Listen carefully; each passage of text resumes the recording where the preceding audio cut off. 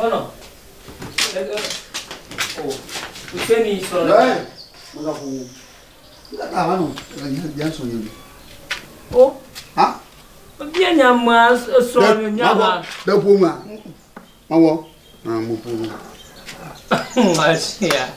Sai ko. Deba bang mana so aba pung ha. Ah. Oh. Nakata ni la fo me ma jengo to. Nakata ha no. Nya bien sono.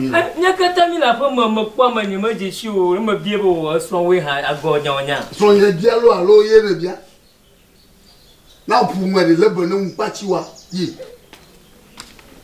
Boni komo to. Oh, anyong wi. Maba. Kapung do da so nya gbo. Avo. Anya pa. Nyong wi a mo po yo mala. Abuse. Baga wona mo lo. Hey, yi. Ayo.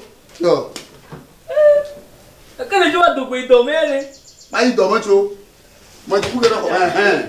Nka so akweli. Ah, o bi halo.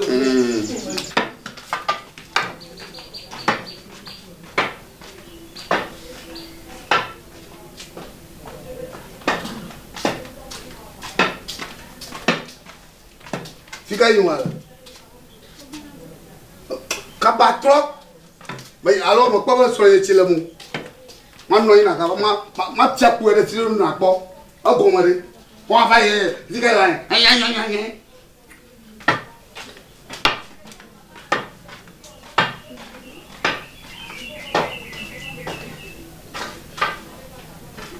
Oh, garoto.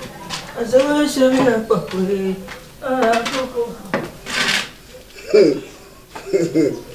Fica aí uma.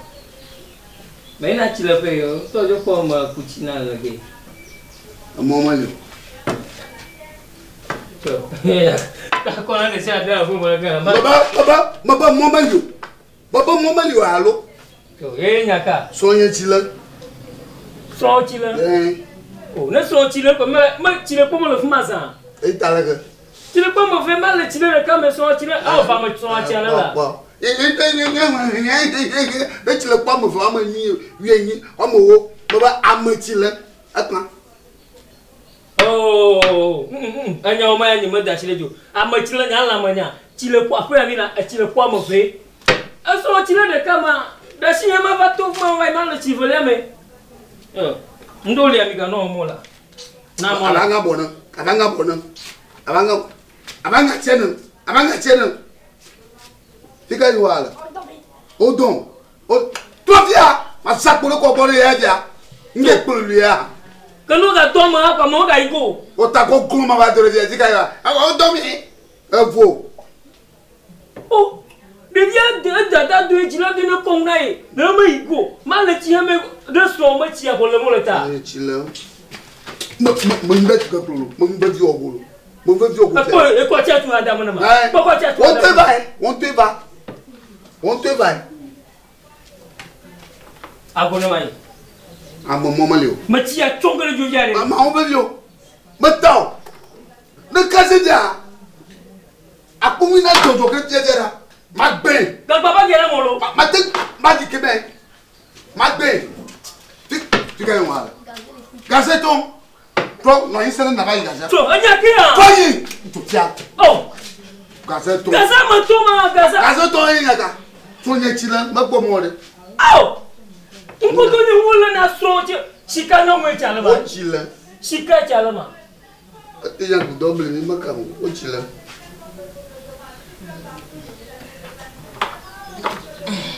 Tiana no fia. Tiana se kocha. Ho. Kochwa. Kocha ye. Kocha bofuna no. Kocha ye. Mu nyova tete. Ko mu tuga mala kolya.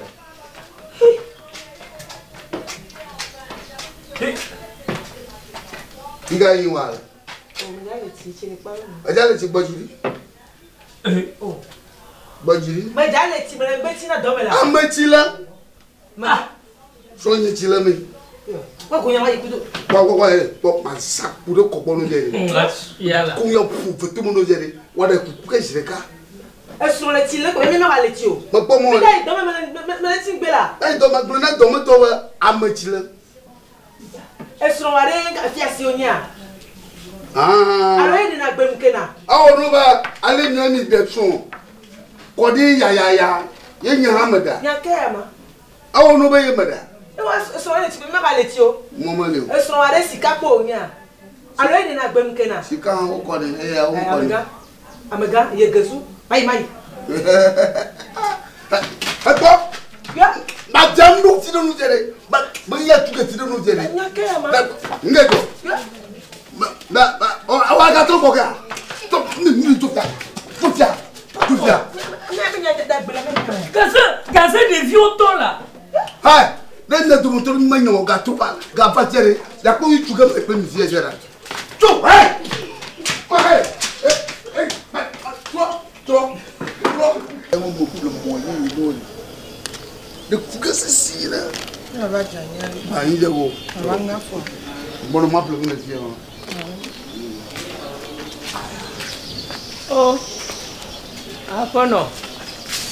Oh, leka foi, é fonha. Awoka. Oh, ngama ni mabluno magano mbubu ni apo no. Leka ambo. Apo no. Kompoa. Awoka. Mabluno magano mbubu ni wa. Ori, agbe ko nye zana la. Ayenya bera. Agbe no ko nye zana la. Ma ko nkonya. Ta na no mbubu na medeso a. Mie kata mi le teƒe ɖeka me ko ne me kpɔ srɔ̃ ko ma do gbeteti ne ekemi la edrɔ̃ mi la. Ta ne kpɔsɔ ko na no gbedonia. Na no gbedonia kabli. Bijo. Bo nyemi no magbeno. Maka ya plo wanu. Awo mijo ba mijo. Ma nyama tu no. Anya titulaka. Anya titulaka. Ma va on veut viu. Ma do asino via. Nya o ma joga bi aga do atile tsona. Afo mi joto. Kabli. Bo nyemi no kan gamo kudi da. Gamba yi. Ngono. Na ka o ma to bika na ko ngo ko le ko.